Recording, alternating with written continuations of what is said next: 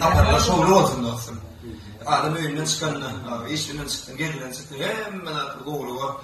Yaşalı goğuluklar öğrenem donum çıkıyordum da, dövüde çağrışklara. Hemen de onunla neydi? Bazı tartiyada sahip. Aydınlar, mandayat.